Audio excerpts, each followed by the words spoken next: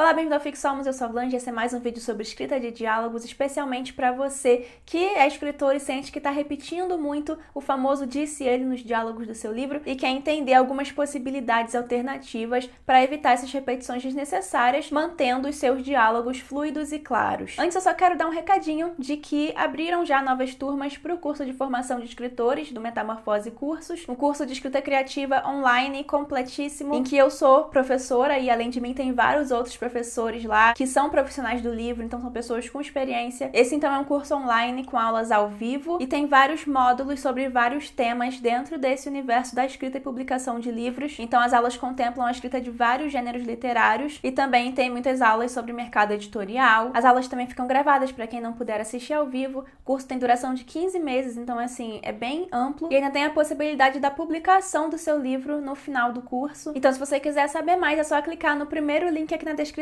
desse vídeo, beleza? Agora vamos entrar no tema do vídeo. Disse ele é uma das formas mais comuns em que a gente encontra o verbo dissende ou o verbo de elocução nos diálogos de livro ou de, enfim, obras literárias em geral. O que é o verbo de elocução ou verbo dissende? É justamente o verbo que vai indicar a fala de um personagem. Então, dizer é o principal verbo de elocução usado, mas a gente também pode usar perguntar, esclarecer, questionar, entre outros. Alguns autores, como Stephen King, por exemplo, vão dizer que para o escritor a melhor opção, né, quando você vai colocar o diálogo e você quer botar o verbo de elocução, é o verbo dizer, que você não precisa se preocupar em colocar muitas opções diferentes, sabe? Mas alguns escritores preferem realmente variar esse verbo. E alguns escritores preferem também não usar verbos de elocução ou usar o mínimo possível os verbos de elocução, porque assim, não usar nenhuma vez o verbo de elocução é algo mais raro, né? Mas tem escritores que preferem usar o mínimo possível e optar por outras formas de deixar claro quem tá falando a cada momento. E eu vou mostrar exemplos de tudo isso, principalmente para dizer que não existe um jeito certo ou errado de se fazer,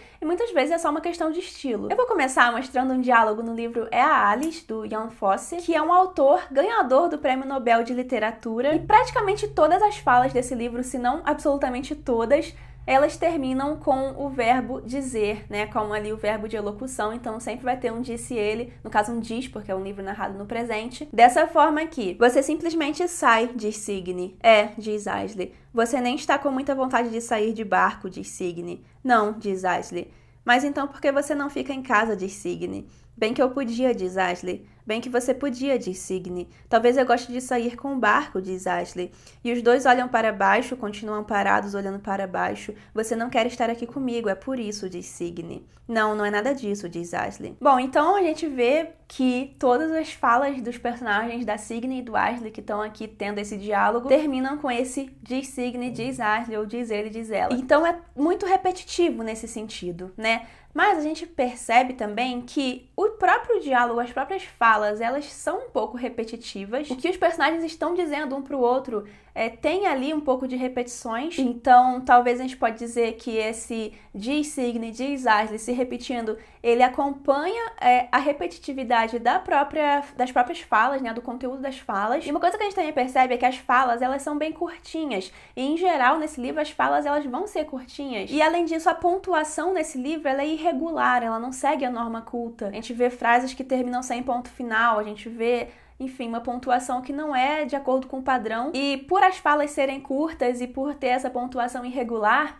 esse diz Ashley, diz Signe, diz ela, diz ele, acaba criando nesse texto um ritmo que meio que vai fazer ali um papel de pontuação. Pelo menos essa é a impressão que me dá, sabe?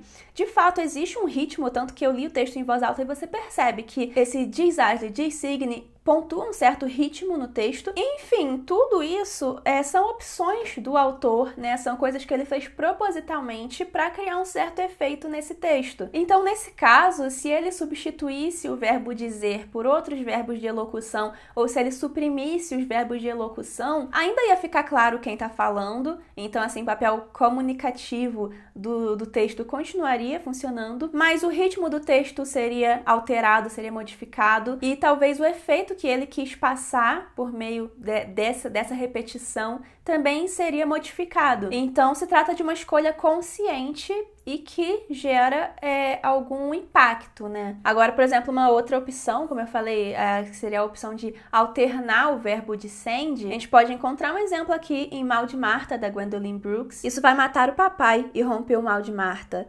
Ele ama essa casa, ele vive por essa casa. Ele vive por nós, disse Ellen. Somos nós que ele ama. Ele não ia querer a casa se não fosse pela gente. E ele nos terá, completou mamãe, em qualquer lugar. Olha, Ellen suspirou, se vocês querem saber a verdade, é um alívio. Se isso não tivesse acontecido, nós teríamos continuado nos arrastando por aqui para sempre. Pode ser, mamãe reconheceu, um ato de Deus. Então, aqui nessas falas, a gente vê que todas elas estão sendo acompanhadas pelo verbo de elocução, o que é importante para deixar claro quem está falando nesse caso, porque são 3 personagens participando do diálogo, e a gente vê que são verbos de elocução variados. Então, a gente tem irromper, dizer, completar, suspirar, e suspirar ele não necessariamente é um verbo de elocução, ele pode ser usado de outras formas, né, para indicar simplesmente um suspiro e não necessariamente uma fala que vem acompanhada de um suspiro, mas aqui nesse caso ele está sendo usado como um verbo de elocução. E reconhecer também é um verbo de elocução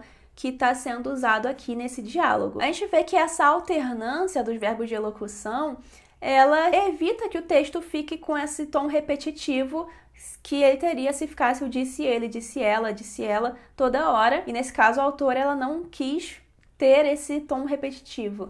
Mas eu não consigo pensar em outros verbos de elocução que não sejam o verbo dizer. Olha, tem jeitos muito simples de você resolver isso. Tem um site chamado sinônimos.com.br, que é o dicionário de sinônimos que eu uso sempre. E se você quiser, você pode colocar o verbo dizer ali, botar a palavra dizer nesse dicionário e ele vai te colocar ali um monte de sinônimos. Você pode fazer isso com perguntar também, caso seja uma pergunta que você, né, sei lá, o diálogo tem muitas perguntas e você não quer ficar repetindo o verbo perguntar. Aí você coloca lá no dicionário de sinônimos e também você pode simplesmente procurar no Google verbos de elocução e você vai ver vários exemplos em vários sites diferentes. Mas e agora se você quer criar um diálogo sem verbos de elocução, ou se você quer usar o mínimo possível de verbos de elocução e você quer deixar claro de outras formas quem está falando em todo momento? Como que se faz isso? Bom, quando você tem 2 personagens, isso é mais fácil, porque se você colocar a fala de um com o verbo descend, ou se você colocar, sei lá, uma fala, você começa o diálogo com uma fala que só faz sentido ter saído da boca de um desses personagens, ou uma fala em que ele se dirige ao outro. Então você tem a mãe e a filha, e a mãe começa o diálogo falando não sei o que, filha. Já tá claro quem tá falando a primeira fala. E a fala seguinte, naturalmente, assim, pela lógica de um diálogo, a fala seguinte ela é falada pelo outro personagem do diálogo. E aí a terceira fala vai ser de novo do personagem que falou primeiro. Então, a lógica do diálogo é que os personagens vão alternando quem tá falando, né? Conforme você dá aquele enter, né? Aquele novo parágrafo, a lógica da leitura é que é o outro personagem do diálogo que tá falando. Quando você tem 2 personagens num diálogo. Agora, se você tem mais de 2 personagens, geralmente você vai ter que usar esse recurso de criar um conteúdo na fala que deixe claro quem está falando. Então, por exemplo, no livro Condições Ideais de Navegação para Iniciantes, da Natália Borges Polesso, tem um conto aqui, peraí que o nome do conto é meio complicado. A vida é uma equação diferencial ordinária. Esse é o nome do conto que eu tô pegando aqui como exemplo. Esse diálogo, ele não é totalmente desprovido de verbos de elocução, até porque, se fosse o caso, poderia ficar confuso, né? Então, existem os verbos de elocução aqui nesse diálogo, mas é aquele caso em que eu falei que, assim, é a mínima quantidade possível, assim, a mínima quantidade necessária para que a gente entenda quem tá falando. E algumas falas, elas não vão ter o verbo de elocução e a gente vai conseguir entender quem tá falando mesmo assim, mesmo sendo um diálogo entre 3 personagens. De volta à casa da mãe, tive que dividir o quarto com a Sofia, que não ficou muito contente a princípio. Casa pequena, o quarto da mãe era uma saleta sem porta, enquanto o nosso era um pouco maior e com porta. Sala e cozinha conjugadas, um só banheiro úmido, o que nos levou à regra de nunca trancarmos a porta para o caso de alguém ter uma emergência gástrica. Isso nos levou também a uma intimidade forçada, mas boa. O quartinho da avó virou uma saleta cheia de entulhos e badulaques que a mãe tinha desistido de organizar. Aí começa começa o diálogo. Quando tu vai arranjar um lugar pra morar de novo? Não acha que tá velha demais pra voltar pra casa da mãe? Eu até tô vendo algumas coisas com os guris. Eles acharam um apartamento legal e barato no centro, mas não tô com pressa. E tu, quando vai sair daqui? Quando terminar o colégio. Quanta certeza, guriazinha. Tu tá em que ano mesmo? Eu não acredito que tu não sabe. Primeiro ano. Sofia fez uma pausa. Eu vou fazer faculdade em outra cidade, eu acho. Eu acho que quero.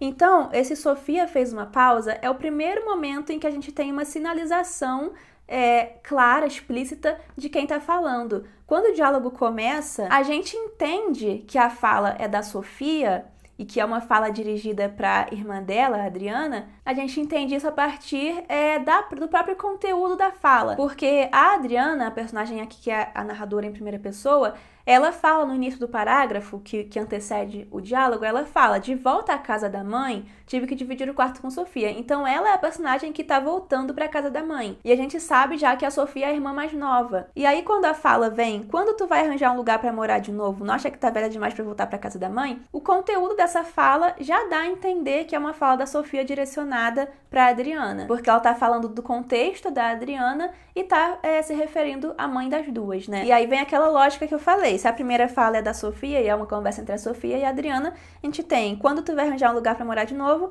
é a fala da Sofia. Eu até tô vendo algumas coisas com os guris, é a fala da Adriana. E aí, quando terminar o colégio, é a fala da Sofia de novo. Quanta certeza, guriazinha, é a Adriana.